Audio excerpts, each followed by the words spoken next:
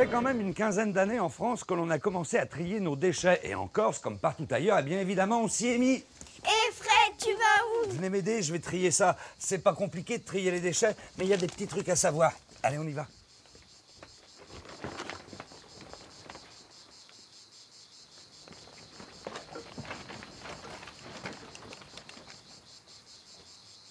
Alors aujourd'hui, dans presque toutes les villes et les villages de Corse, il y a des bornes comme celle-ci. Encore faut-il savoir s'en servir, on se fait une petite révision. Alors ici, c'est le papier. C'est quoi le papier, Samy? Des journaux, des magazines, des prospectus et des catalogues. Pas mal du tout. Il y a un petit piège à éviter. Si on emmène tous ces journaux, par exemple, dans un sac plastique, il ne faut pas mettre le sac plastique dans la borne, sinon on ne peut plus faire le tri. Alors ici, on a le verre. C'est simple, le verre, hein. Ce sont les bouteilles, les bocaux en verre, les pots en verre. Et ici, nous avons les emballages. Alors à commencer par les bouteilles en plastique, par exemple les bouteilles d'eau minérale ou de soda, mais aussi les bouteilles qu'on trouve par exemple dans la salle de bain, le shampoing, le gel, tout cela. Et puis il y a quoi d'autre, Lisa? Les boîtes de conserve et les canettes. Exactement. Et puis Les cartonnettes, et les boîtes de céréales et les boîtes de sucre. voilà, toutes ces petites boîtes en carton. Et tout le reste n'est pas recyclable, donc ça va où? Dans la poubelle. Dans la poubelle. Allez, c'est bon, on y va. Alors, tiens, essaye de mettre ça dedans. Ça, c'est pour toi. Tu y vas directement. Tous ces emballages vont ensuite être collectés et acheminés vers des centres de tri. Déposés sur un tapis roulant, ils sont triés et regroupés par catégorie. Acier, plastique opaque, plastique transparent, carton. Ces emballages sont ensuite compactés en blocs d'une demi-tonne. C'est ce qu'on appelle des balles. Ensuite, direction l'usine de recyclage. Tenez, ici, les bombes aérosols, par exemple, redeviennent de l'acier. Waouh, ça chauffe. Et ici, les bouteilles d'eau minérale sont métamorphosées en fibres synthétiques. Et voilà le travail.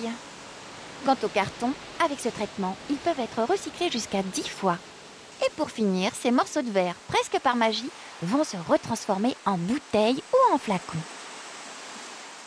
Hé, Jamy, tu sais qu'avec nos déchets recyclés, on peut fabriquer plein de choses. Tiens, par exemple, avec les canettes, on peut faire des VTT ou des trottinettes.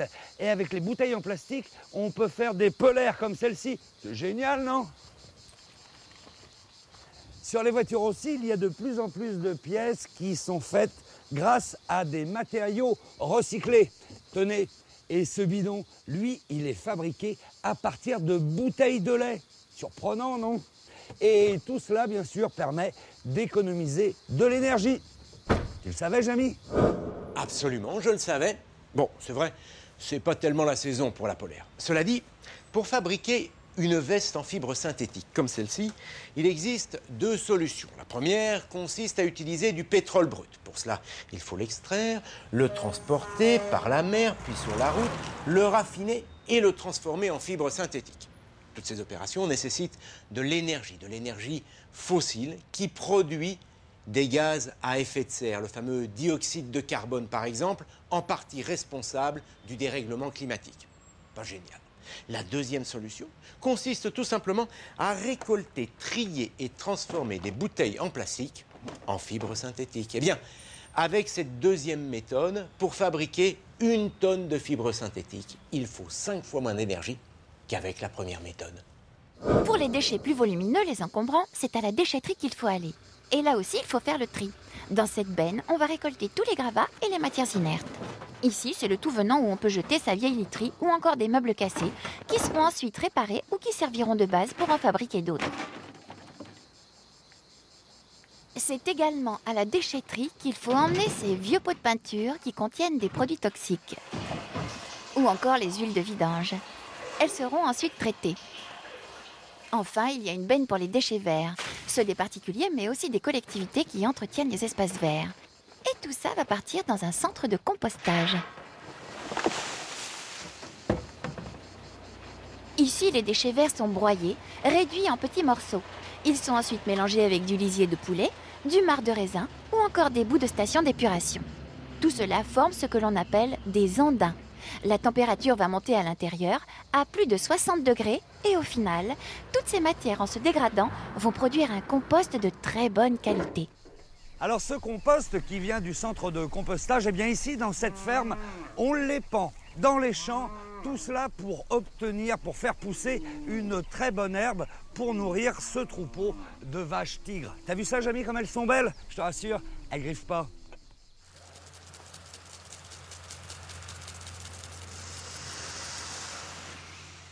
Alors Jacques, là, on est chez toi dans une de tes prairies qui permet de nourrir le troupeau de vaches qu'on a vu tout à l'heure. Alors en quoi le compost que tu utilises permet d'avoir une herbe de qualité?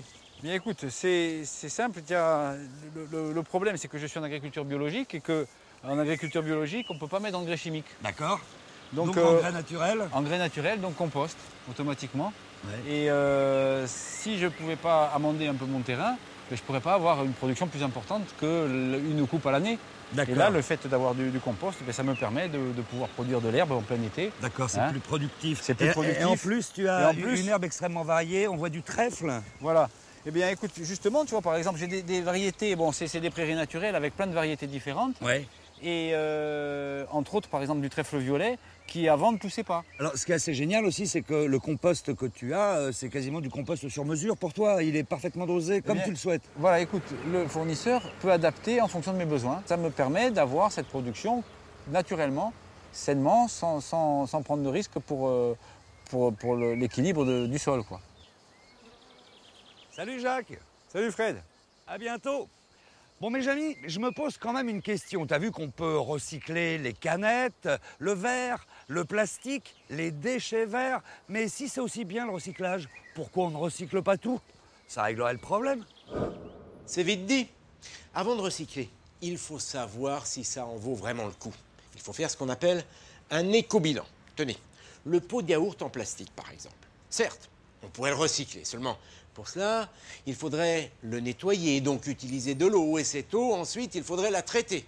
Vous le voyez, ça ne vaut pas le coup. Même chose pour ces vieilles chaussures. Il faudrait séparer le tissu de la colle du caoutchouc.